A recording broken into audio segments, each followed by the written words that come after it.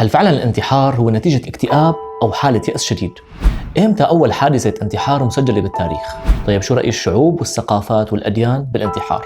شو الحالة النفسية اللي بتكون بالساعات الأخيرة قبل الانتحار؟ شو كانت أهم الكلمات الأخيرة لبعض الشخصيات البارزة المنتحرة؟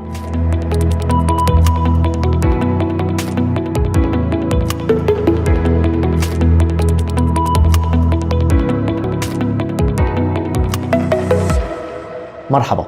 بالبداية خلينا نعرف المصطلح الأكاديمي لمعنى الانتحار، واللي هو قتل النفس عمدا.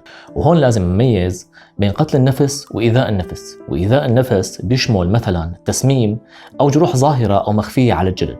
عمليا هدول ما بينعدوا ضمن فئة الانتحار، وإنما بينعدوا ضمن فئة إيذاء النفس. تم تسجيل المصطلح البداية بعام 1903 ضمن تصنيف الدولي لمسببات الوفاة، ضمن قسم التعامل مع الأمراض ومسببات الوفاة الخارجية. والخارجية يعني بفعل فاعل، مو بسبب مرض داخلي أو سكتة قلبية مثلا. أما أول حادثة انتحار فمسجلة بعام 434 قبل الميلاد باليونان. إمبيدوكلاس انتحر لاعتقاده أنه الموت هو حالة تحول، وانتحر عن طريق رمي نفسه داخل بركان. من الحوادث المميزة بالتاريخ هي أول عملية انتحار جماعي بشري، واللي صارت بأمريكا عن طريق جماعة دينية متطرفة اسمها جماعة جيم جونز. هذا يا سيدي جيم جونز ب 18 تشرين الثاني عام 1978 أقنع جماعته المتطرفة أنه يشربوا مادة السيانيد السامة، وحقنوا فيها 200 طفل من أتباعه، واعتبروا هالحالة هي حالة انتحار ثوري. وبالنتيجة كان في عنا 913 منتحر، بيناتهم أكثر من 200 طفل. ليش عم نقول انتحار بشري؟ لأنه مو بس الإنسان هو اللي بينتحر، وإنما كمان الحيوانات في عندها انتحار. في عنا حالات انتحار لكلاب أو أحصنة، وحتى في عنا حالات انتحار لحيوانات بشكل جماعي مثل الحيتان اللي بتنتحر عن طريق التوجه نحو الشاطئ. ولحد الآن ما في أي تفسير علمي لهي الحالة، ولكن المشترك بين كل عمليات الانتحار عند الحيوانات إنه أي حيوانات تتلقى مساعدة لحتى تمنع الانتحار، فهي الحيوانات عم تعيد الكرة مرة وتنتين وثلاثة لحتى بالآخير تنتحر. وهلأ شو أهم مسببات الانتحار وفق علم النفس؟ قبل ما أقول أهم مسببات الانتحار لازم أوضح نقطة كتير مهمة، إنه أي شخص بيهمكن أمره وبيسأل عن موضوع الانتحار أو بيستفسر عنه لازم ما يتقابل بردة فعل عنيفة أو استهجان. هاي الحالة هي حالة طبيعية وصحية، وأي شخص ممكن تراوده هاي الفكرة ممكن يستفسر عنه.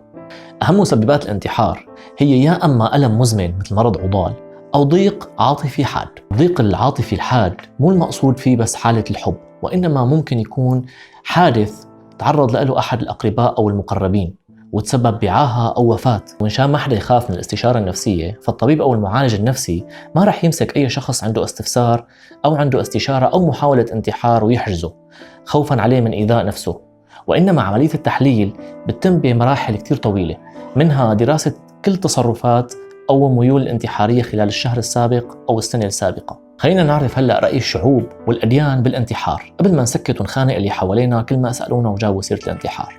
البداية من اليونانيين اللي كتير منهم اعتبروا الانتحار عمل بطولي، بس كمان كان في اختلاف بين الفلاسفة، ومنهم أرسطو اللي قال أخذ حياة المرء الخاصة لتجنب الألم أو الرغبة أو الفقر هو جبن، بس بمواضيع تانية لقى أنه الانتحار مسموح. أما أفلاطون فرأى أنه الدولة لازم تعاقب أي شخص بينتحر من دون أي سبب، تعاقب المنتحر يعني فوق الموتة عصة إبر. والغريب بالموضوع أنه بعض دساتير العالم عندها قواعد خاصة لمعاقبة المنتحرين، وهي القواعد الخاصة هي قواعد فيها خطأ، لأنه المقصود فيها قواعد للأشخاص المحاولين للانتحار. أما اليابانيين فمقاتلي الساموراي بيعتبروا أنه قتل نفسهم بسيفهم الخاص بيكفيهم ذل الهزيمة وشماتة العدو. الشعب الياباني بيعتبر الانتحار حرية شخصية، ولكن ارتفاع نسب الانتحار أدت لحالة قلق بالمجتمع الياباني، خاصة بعد وصول نسب الانتحار لنسب عالية ومخيفة، لتوصل بعام 2021 لمعدل 3.7% ارتفاعاً عن العام الذي قبله. والفكرة الغريبة إنه شهر أيلول تحديداً بتكون دائماً فيه أعلى نسب الانتحار. أما الصين فبتحتل ربع حالات الانتحار عالمياً. سبب الانتحار هي حالات انفعالية لمرضى نفسيين، لأنه كمان الصينيين عندهم دائماً وصمة عار تجاه المرضى النفسيين. نجي الأديان السماوية، منبلش بالدين اليهودي اللي بيفرق بين حالة القتل والانتحار. فالقتل هي حالة بين الإنسان والإنسان، أما الانتحار فهي حالة بين الإنسان والإله.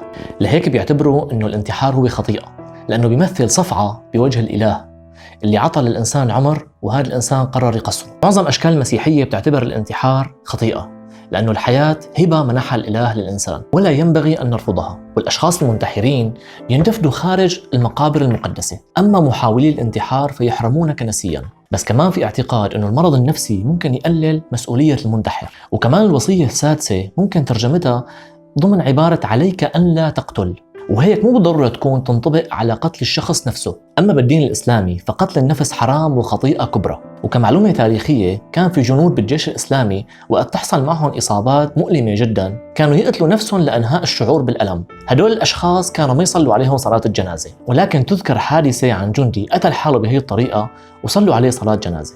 منجي لحالة الألم المبرح الناتج عن حادث أو مرض عضال. ولو الآراء بتختلف حول موضوع انتحار هالأشخاص، طيب هل معقول ما في طرق ألطف لإنهاء حياتهم؟ وهون بنجي لحالة الموت الرحيم اللي بتعني إنه الشخص قرر ينهي حياته بقرار منه وبمنتهى الرضا من حاله، ومو حابب هالنهاية تكون بطريقة بشعة أو مفاجئة للناس اللي حواليه. أستراليا بالمقدمة بالإضافة لعدد الدول الأوروبية سمحت بالموت الرحيم اللي بتسمح للشخص إنه ينهي حياته، بس طبعا أكيد بشروط مثل مرض عضال أو عاهة دائمة أو شيء بيسبب ألم شديد، وبتكون عليهم عملية التنفيذ عن طريق حقن تعطى بترتيب معين دون الشعور بأي ألم كما هن وصفوها.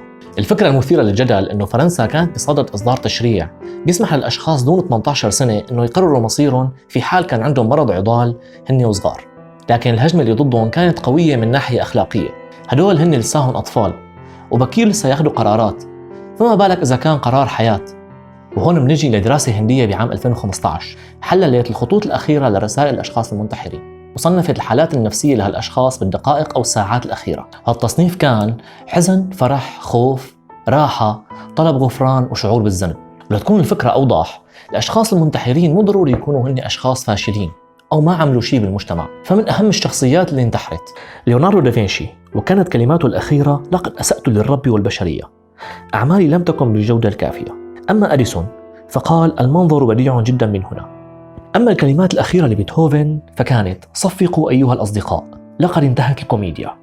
مارلين مونرو: لدي إحساس عميق أنني لست حقيقة، إنني زيف مفتعل ومصنوع بمهارة، إنني إنتاج سينمائي أتقن صنعه. الفنانة داليدا كانت كلماتها الأخيرة: سامحوني، الحياة لم تعد تحتمل. أما هتلر فأنهى حياته بكلمات: أختار الموت على عار الهزيمة والاستسلام. ولسه الأسماء والكلمات الأخيرة كتيرة، وطبعا كل شيء حكيناه ما هو إلا لمحة عن موضوع شائك له وجهات نظر كتيرة ودراسات أكثر وأكثر، وفي أفكار ومصطلحات خاطئة خاصة فيه، كتير منها بسبب الأفلام والمسلسلات. فمثلا شفنا كتير مشاهد لشخص بفوت على البحر وبيكمل فيه ليغرق ويموت، وهي الحالة علميا غير موجودة، فالشخص غير قادر على حبس نفسه بنفسه. وهذا غير الجمل والمصطلحات اللي بنسمعها كتير، مثل أنا متضايق وبيكون الرد يلا روح انتحر، أو إذا ما بتعملوا اللي بدي إياه أنا رح انتحر. للأسف هي كلها جمل عم يدخل فيها مصطلح أعقد بكتير منها، وأكيد هالحكي مو منشان يعمل خوف أكتر، بالعكس هو توضيح. قرأوا أكتر عن الموضوع واسألوا، ولا تخافوا من السؤال، ولا تخافوا أبدا من أسئلة اللي حواليكم عن الموضوع. ودائما الاستشارة النفسية هي شيء صحي وعادي وما إنها وصمة أبدا بحق أي حدا. كنت معكم ببرنامج علامات ترقيم مع أحمد. سلام.